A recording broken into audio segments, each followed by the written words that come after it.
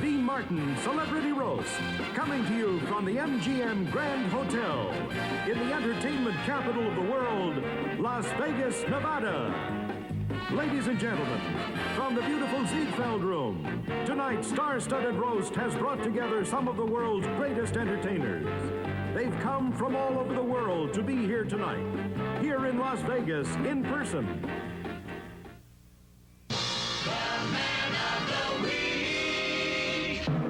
Your roast master, Dean Martin. And tonight's very special Men of the Week, Dan Rowan and Dick Martin.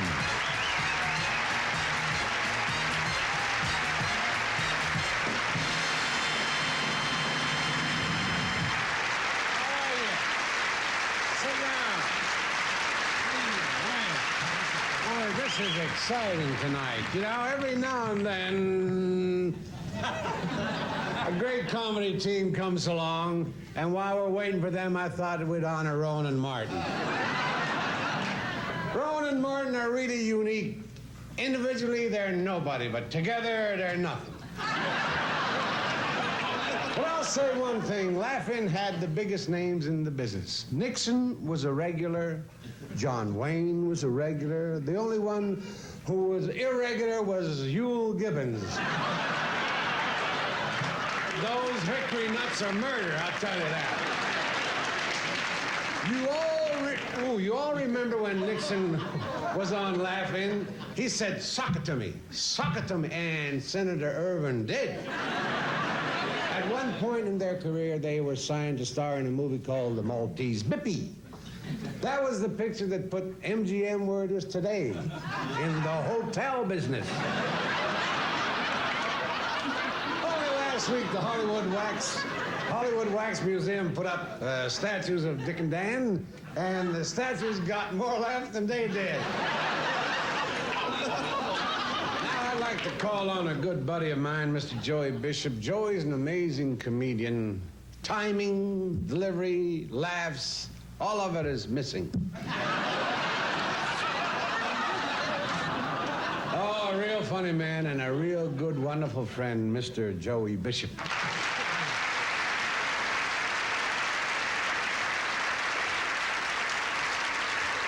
There is no team in the business, I've known quite a few, to get as long, as well as Rowan and Martin. In fact, many people wonder how they managed to stay so close after all these years. Very few of us happen to know the truth. I happen to be one of those people. It's very simple. Dan Rowan and Dick Martin are secretly married.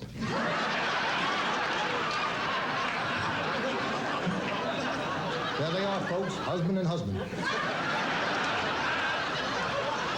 One of the great love stories of our time. They met at a college football game. Dick was a majorette and Dan was homecoming queen. What a wonderful marriage it's been. They haven't been blessed with any children yet, but Dick has 3 kids from a previous marriage to Fernando Lamas.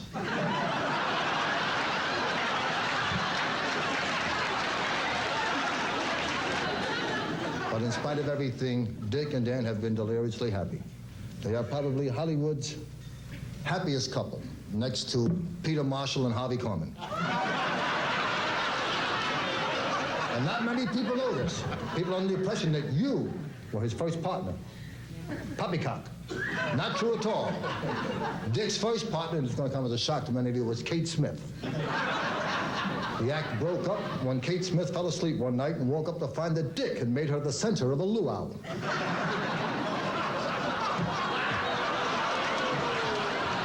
Kate Smith never gets big laughs. I try to help her, but she never gets big laughs. Once they teamed up, they were inseparable. There was only one time they didn't work together. I happen to know the case history. Like, Dan got sick, and Dick brought in a replacement for Dan, a lamppost. Now, I would like to, because we are friends, make one little suggestion from the bottom of my heart. I only mean it for your own good. I would like to see the both of you hire an exorcist to drive out your old routines.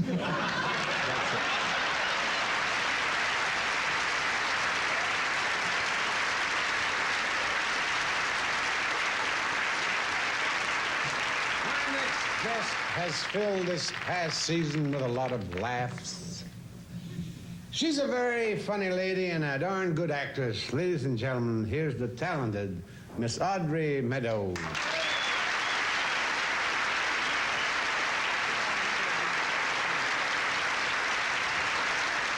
Thank you, Dean.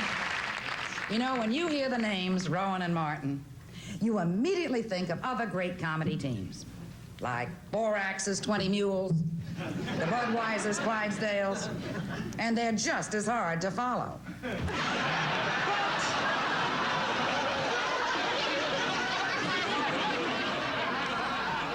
But they are the living proof that a couple of young clods with meager talents can still come to Hollywood and make $1 million, or even much less. Now, you probably remember their show Laugh In.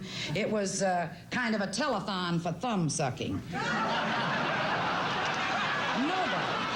Absolutely nobody has turned out anything quite so cheap and tasteless and off-color since the Gallo brothers put out an 18-cent gallon jug of Ripple. And Dick looks like the poster boy for amnesia. Unlike Dean, Dick Martin doesn't use cue cards. They just put his dialogue on blocks. He did do one very nice thing, though. He offered to donate his brain to Johns Hopkins University, but he was refused. They don't collect miniatures. And Dan Rowan is really the one with a personality, if you want to split hairs. After you see Dan Rowan, you begin to realize just how good Adolf Hitler looked in a mustache. He has all the warmth and charm of a social director on a slave ship. But let's give the little devils their due. They were the very first television team to pack 5 minutes of smash comedy into an hour program.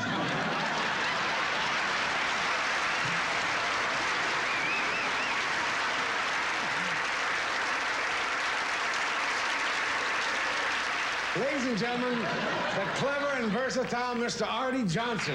Give me all.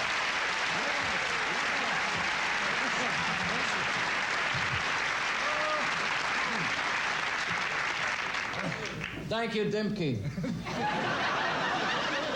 Many people have asked, what are Rowan and Martin really like? Well, tonight, since I no longer work for them, I feel I can tell America the truth.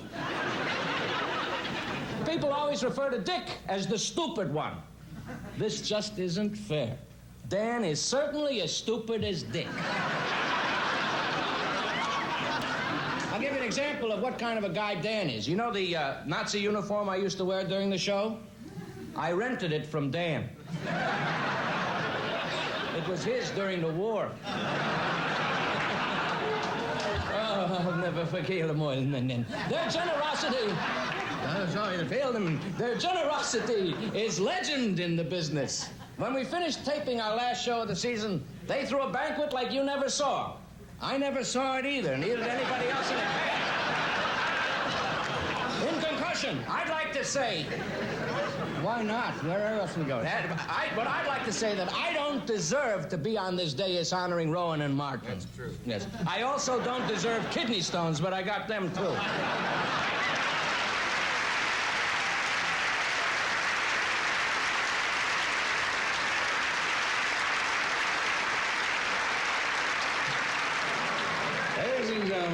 Former star of Laugh-In, and now on the Dick Van Dyke Show, Mr. Richard Dawson.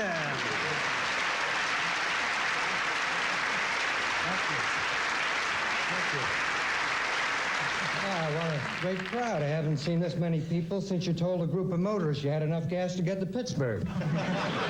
It is a delight for me to be here to honor these gentlemen. I had the pleasure of being on Laugh-In for 2 years. The other thing that gave me pleasure was having a wisdom tooth taken out through my ear.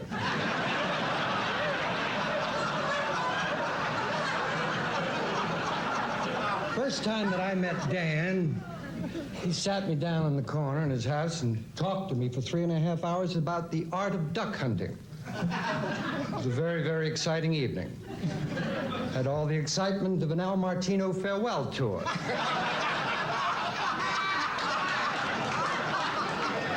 Dick I met in London. Now, Dick is an old movie buff, and he was attending a Powell Keeler Film Festival. Adam Clayton Powell and Christine Keeler. But I say this in all sincerity. With the show laughing, the guys had a chance to help many, many fellow performers, and they did this by not using them. Although they did use John Wayne, and right after he was used, he got his very first Oscar. John would have been here tonight, boys, but he's attending a recital of military marching music. As Dean said, they did use Richard Nixon. Richard Nixon, right after he appeared, became the president. President Nixon would have been here tonight, but his secretary erased his monologue.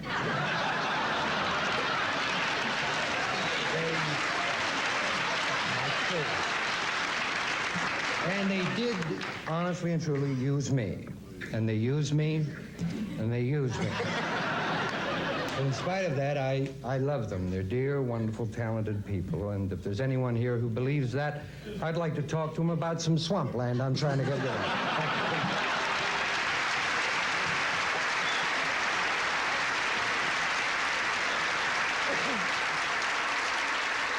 A real pro, a wonderful man, a funny guy, Mr. Nipsey Russell.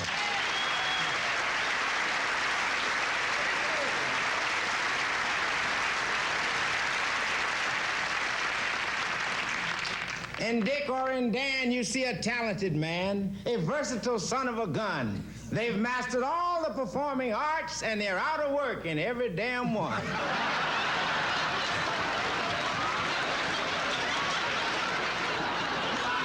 we ask ourselves, of what elements does this amalgam known as Rowan and Martin comprise? Well, first of all, there is the erstwhile playboy, Dick Martin, whom we'd all like to see get ahead because he really needs one. And then we have Dan Rowan, the scholarly one, the academically oriented man who maintains that words have the power to sway the passions of people. He said to his partner, Dick, be forceful. He said, it is easy to be humble when you're a success. The trick is to be arrogant when you're a flop. He has coined many great phrases, many of our proverbs. It was Dan Rowan who first said, he who turns the other cheek will be hit with the other fist. It was Dan Rowan who said, help a man when he is in trouble, and that man will remember you when he is in trouble again. Was supposed to do a show this season on this network in which they plan to inculcate some of their Shakespearean characters. When they auditioned, Dan said, to be or not to be, and the head of the network said, it can be, but it ain't gonna be here. So as we remember Abbott and Costello, as Laurel and Hardy will never die, surely we can't forget Rowan and Martin, but baby, we sure gonna try.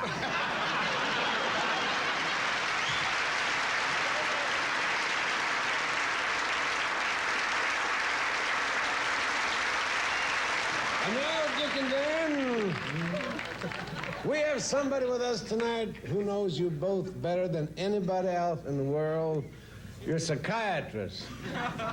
Ladies and gentlemen, would you all please welcome Dr. Lawrence Stevens.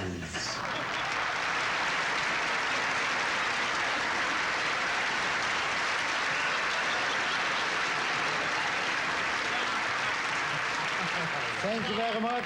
Good evening, ladies and gentlemen. It's nice to meet Mr. Rowan, Mr. Martin, nice to see you. Mr. Martin, nice to see you. Yeah, nice to be here. You probably don't remember me, do you, cutie?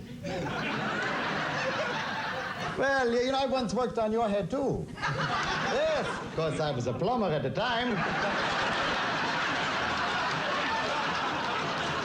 Hey, remember when we used to sit around and sing, I ain't the plumber, I'm the plumber's son, but I can stop your leak till the plumber don't come. Remember that?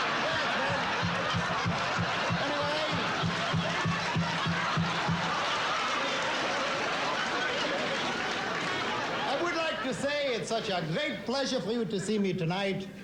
So nice to be in this room with so many celebrated people. Joey Bishop, Mr. Martin, Buck Owens, the late Bob Newhart.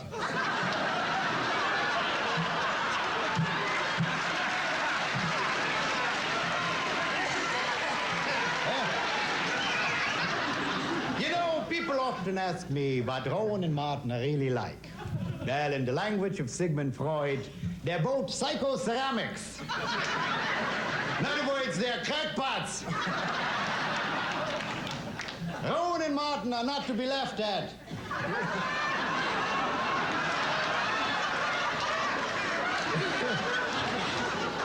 Which is a lot like this bit I'm doing, I think, yes. However, Dick and Dan have a very interesting and very complex psychological relationship. You see, Dick looks on Dan as a mother figure. If you saw Dan in a bathing suit, you'd know why, I'll tell you that.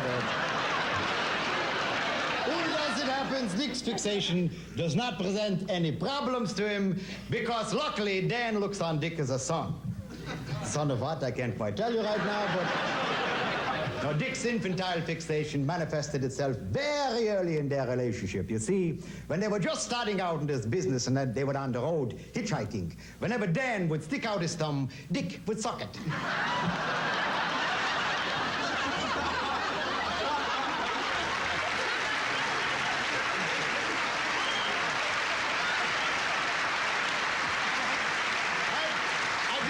To say, you know, a lot of people think of Rowan and Martin as the split personality. Whenever they walk into a room, people split, which is what I'm doing right now.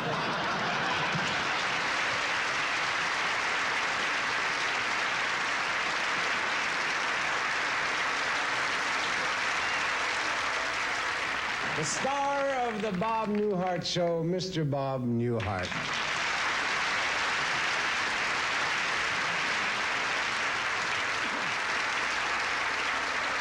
As you know, Laugh-In was the #1 show for 6 years on television. What you may not know, that Laugh-In was a very tough sell. I would like to recreate for you now a phone conversation between Dan Rowan and the head of talent at NBC, Dave Tebbett, and it went something like this. Phone there. Oh, there is a phone. Yes. How come I'm sober and you can see it?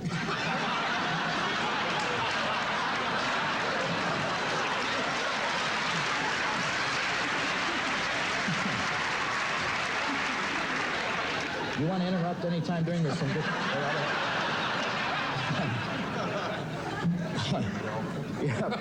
Mary? Yeah, who's calling? Rowan and Martin. Are they the two I hired to wax the floors? They say they're a comedy team. Yeah, listen, Mary, can I duck them? It's the 10th call in the last hour. Yeah, I'll take it, yeah. Ella, who am I speaking to, please? Dick Rowan? Dan Rowan. What can I do for you, Mr. Rowan? You have an idea for a comedy series? Yeah, I'd love to talk to you about it, but the name of the show is Rowan and Martin's Laugh-In. What happens on the show, Dan? You start off with a girl saying, "Sock it to me," and then she gets hit with a bucket of water and falls through a trapdoor. That's very funny, Dan.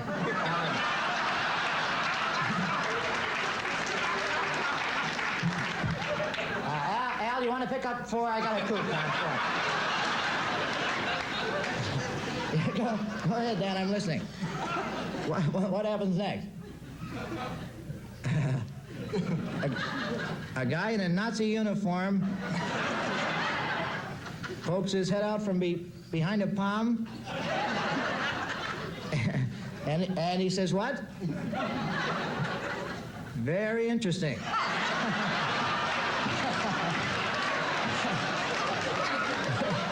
You getting this, Al? You got more. Yeah. The best part is coming up. I certainly hope so. Then for the closer, the cast spends the last 20 minutes saying good night, Dick. and that's it. Gee, I have to admit that's original, Dan. By the way, who's Dick? He's the guy in the background laughing. Listen, Dan, I'm really glad you called, and we're going to think about this idea. Yeah, I'll get back to you. Mary, yeah, in the future, will you handle the crank calls yourself? You got another one on 3. Who is it this time? Carol O'Connor? He has an idea about a lovable bigot. Yeah, you want to take care of it, Mary? I'm going out for lunch. Right, come on.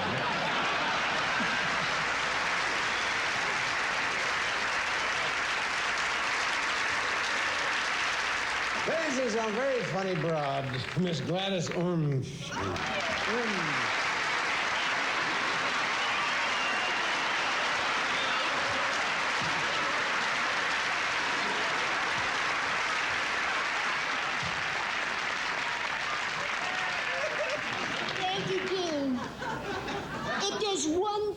about Dick Martin and Dan Rowan which impressed me. It's that they respected me. They never treated me like just another pretty face. And when you came in the morning, they were always interested in how you felt. I can't tell you how many mornings they felt me. Dick was nice to me, too. He's always helped me zip my dress up, sometimes even from the inside. But the boys sometimes got me mixed up with Goldie Hawn. They used to call me into their dressing room and say, "Come in here, honey."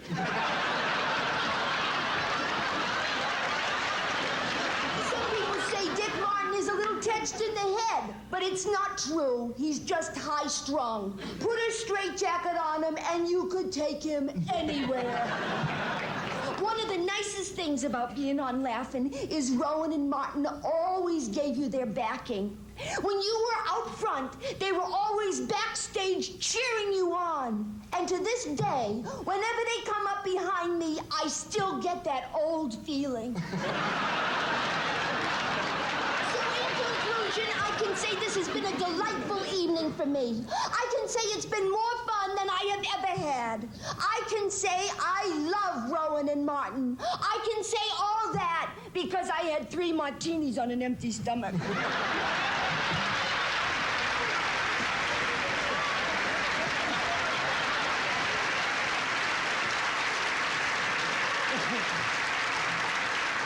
Much of the credit for the success of Laugh-In has to go to the writers.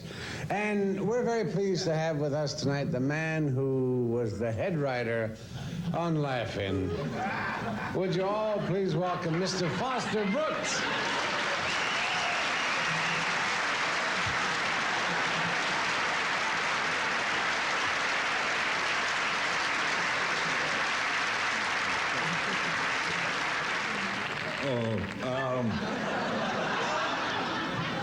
As Mr. Martin just told you, I was Laugh-In's head writer. And I got that title because that's where I did most of my writing. In the head.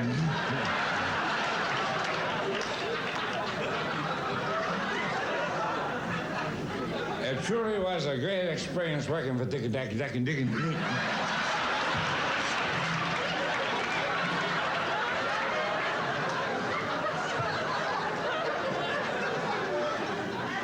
It was a great experience working with Dick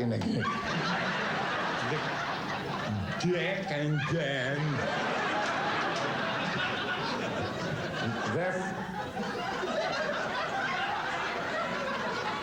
Their philosophy of comedy was that every show should have something for everybody.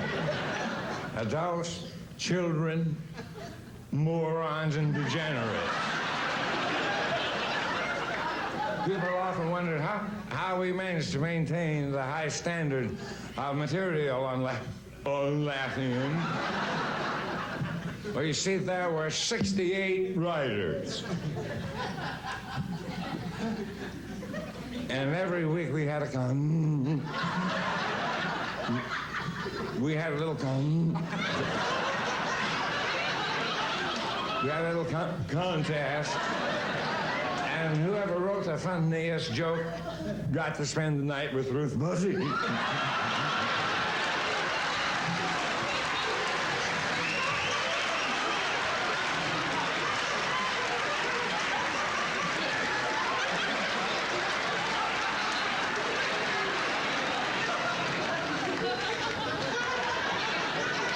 Of course, Dick and Dan have very creative minds themselves. And Dan, in particular, especially Dan. He wrote much of his own material, lines like, "Your aunt said what?"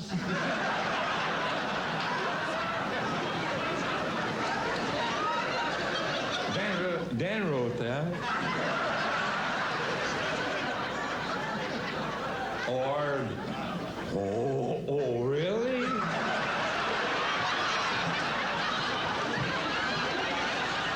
But you know, there's one thing that used to make me mad.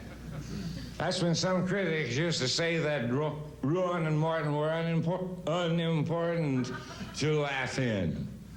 Dick and Dan, unimportant, cocky pocky.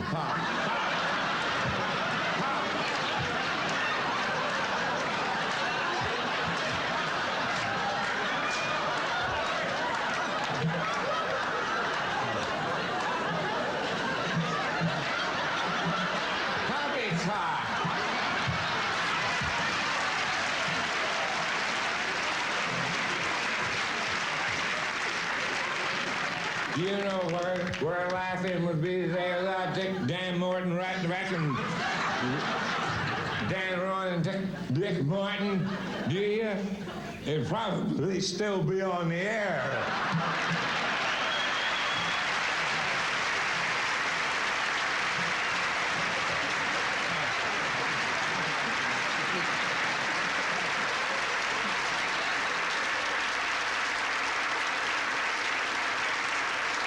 He does it every time. The Foster Brooks. Well, now it's time to present our Men of the Week. Two of the funniest guys I know, ladies and gentlemen, really from my heart, Mr. Dan Rowan and Dick Martin.